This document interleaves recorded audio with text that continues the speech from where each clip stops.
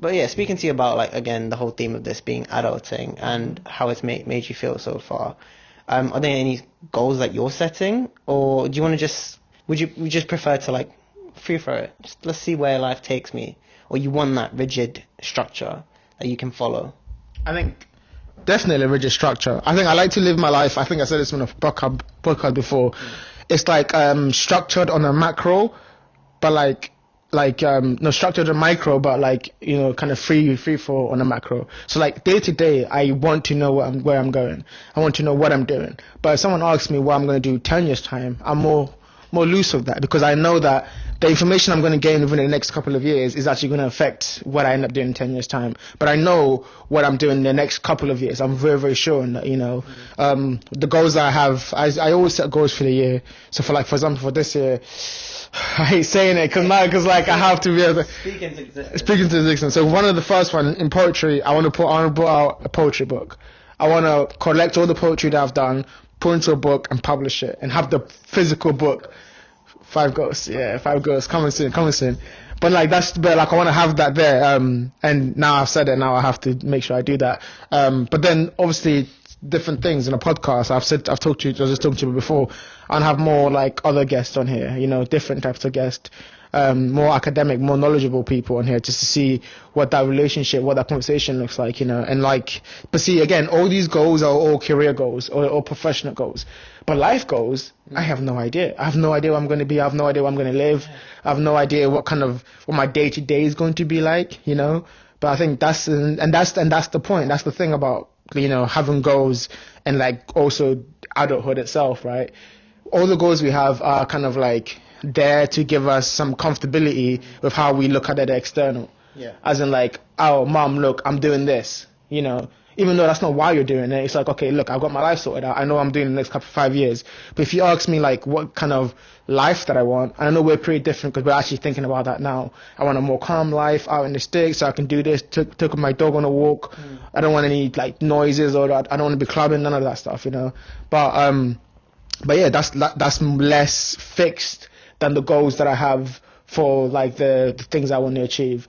So it's always finding that balance is difficult for me. I think that's definitely from one thing that I know that with age, because I feel like I'm stripping back things, you know, like I'm stripping back like all the stuff that I thought I wanted at 18 years old. I've kind of threw a lot of it away, you know, like I don't know, when I was a kid I wanted to be a footballer, you know, like every kid wanted to be a footballer, but like I threw it away because I was like, yeah, that's not really what I want, you know. Otherwise I would have worked that hard for it, and I didn't. And I know that like maybe in the 10 years time I'm not gonna be doing a podcast. Hopefully I am. But then like my point is whatever I choose to do in the future would have been what that guy decided to do. But the goals that I have now aren't set in stone, aren't the things that, you know, are going to decide my life, because life is such a fluid thing. And I want to give myself the space, because that's something I know that I will regret later in my life. I don't give myself the space to change, you know, like it's all about like growth. It's all about like how much more I can do. And like, you know, maybe God intends to take me to do more of the teaching thing. I don't know. But like, I can't be so tied into this path of mine that I close that door also. So yeah, I don't know. I don't know if I answered the question. Yeah, you did to an extent. You weaved here and there. But yeah, it was good. It was a good answer as well. Yeah, I mean, when I asked the question as well, we were talking about rigidity and fluidity, right? But we've so far spoken mostly about the rigid side of how you graduate, you get a job, you work, you save to buy a house, you start a family, blah, blah, blah, and it goes on, right? That's the structured side of things. What does the fluid side of it look like, where you don't have those societal pressures to do those things, or those people that went against the grain, they didn't have kids their whole life? How do you think that works out for them? Would you say that's the fluid approach? Because they've gone against the grain, essentially. To not have kids is going against the grain. Yeah, of course. It's pushed by, like, I mean, biology, right? We have to do it to continue the human race. But yeah, how do you think that fluid aspect of, like, living life looks like? Just doing things randomly. Maybe not going to school. Homeschooling is another one. You're right. It's different, you know? Just going against the grain. I think you're 100% right. I think, to be fair, like, to be honest, like, that scares me. I think that's one thing I'm not... It scares me because it's like, not knowing what you're going to do will always give me anxiety. I mean, bro, you know this, bro. The definition of it. I know, literally. But like some people are okay with that. Yeah. Some people are so comfortable with just not, because it's more honest. They're not lying to themselves. They're saying, you don't know where you're going to be next year. I don't know where I'm going to be next year. I've all these goals and all these plans, but I can't. That might not be part of my life. You know, they're going. I just know what I have a North Star. I'm going to work towards that. And a part of me is like that. Part of me just wants to backpack and go traveling around the world and just meet people and just engage in that and live that life and just be that present in the day to day, not have any goals or anything like that. Let life happen to me. But then again, I said that gives me anxiety just thinking about it, because I kind of need to know. Yeah, what happens if I do that, and then the other side of my life, like for example, you take exactly come back and now it's going there. You don't even have a house. Exactly, it's such a, and that's a decision that you have to make. Yeah. You'll be rich in memories. Yeah, literally. Probably. You tell stories till you're 60, but what if you're then 40 and then now you want that family time, and then there are no grandkids? I mean, you have your sisters again that are there. Which one do you value more, do you think? The rigidity or the fluidity? I think rigidity, because it's the easy way. If you had no like repercussions, like you say. Oh, fluidity. Yeah. Fluidity. I just again do what you want. It's essentially that, right? But when we're saying fluidity, are you saying everything we do goes against the societal grain? Just doing what you want. Yeah. So yeah, you could go against. Because no, if we're doing what we want, we can follow the same exactly. thing. You can also follow it, but you don't have a structured.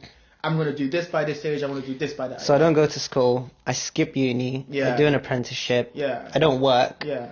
I start a business because, again, it's But then rare. again, you're not a bum. You're going to do what you want. Yeah. You know, it might not work out again, yeah. But then again, it's more anxiety because it's a tough way to live, to be honest, the more you think about it, because you're just living in the unknown. And some things might work out, but it wouldn't give you that peace of mind. Again, this is what people want. The rigidity helps. It helps, people, yeah. It gives them some track of mind. Okay, I'm heading towards this thing. 30 years old, I might have a kid. I might not have a kid, but at least I know what I'm why people get stuck in the whole rat race. Like you said before, business, entrepreneurship's not built for everyone because it comes with so many unknowns. The rat race, for whatever it is, it's black. It's there. It is what it is. It's on what's on the paper.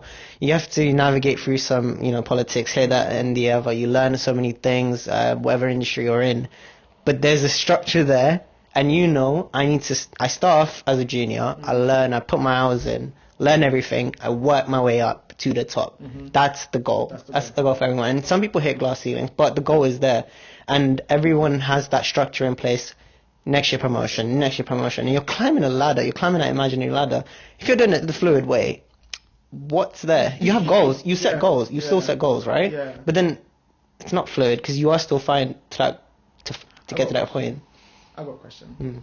My question is, because I've often thought about this, right? And this is why I kind of set goals, rigid goals when I was young. Because I thought, like, if I do a thing, so if I go into, say, for example, that rat race, and I try to make my way up, I know that in the third year of that, I'm going to lose myself. The person you are when you start that rat race is not going to be the person you are when you finish it. Obviously, people change, but because you've had to push down your natural instincts to be fluid, to maybe leave that job because you want to go to another job, but you're like, actually, the more smart choice would be to stay in this job, get the next promotion, get down my CV. When you're playing the game, you also become the game.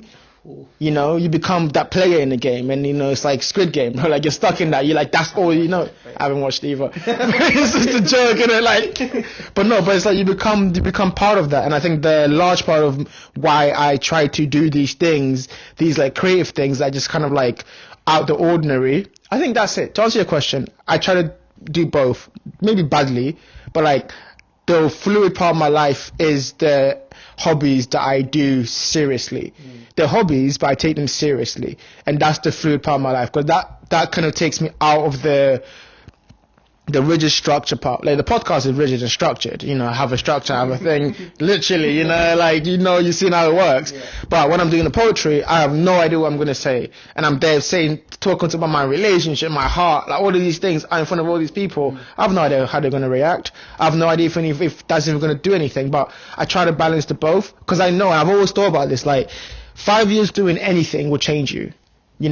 And would you rather have 5 years doing the things that you want, being fluid, changing, growing, or 5 years not doing that and then seeing where you are in 5 years' time? You might have money, you might have stability, but who are you? You know what I mean? Wow, that's a lot. That's how we do the podcast. Yeah. But yeah, man, I've enjoyed this chat on adulting. It makes you think, like, with how you do, like, the setup of everything. You invite so many different people and you sort of just understand their point of view. And now, like, through asking you these questions, through speaking to you, I'm understanding more about life as well. It's quite good because usually when we do this, it's about work and we don't really care. We just do it for the money, man. Do it for the money. But this is good because this is about life and this is how you actually, you know, improve yourself as well. But I've loved chatting to you today, man. It's been great. We've finished all the questions. There's nothing else to ask this guy. I got one question for you. He's got more. I got one question for you. You're the guest, man. No, wait, sorry. Yeah. How have I forgotten this? The key part of this podcast. Yeah. I usually skip the end of the podcast. But no, what are, like, 3 things you'd like to ask me as the presenter of this show today? I mean, I'll do one thing. 3 things is like... 3, yeah. 3 is a bit too much. Maybe I'll do 3, actually, just to... How long are we going for? We've got 20 minutes. Okay, cool. So 10 minutes. 10 minutes. Okay, cool. Yeah. Well, now I have to cut that part out because it looks like we're just farming for time. Okay, three things I would like to ask you. I think it's fascinating because you're asking some very, very cool questions, very important questions there. I think to turn one of them back on you when you mention about me, about like what are my goals this year and the things I want to achieve. You know, putting that out there, the intentions out there, so I can manifest that.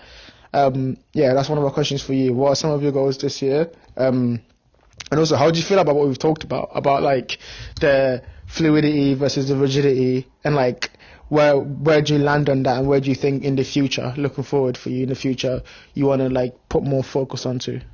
Yeah, that's a very good question.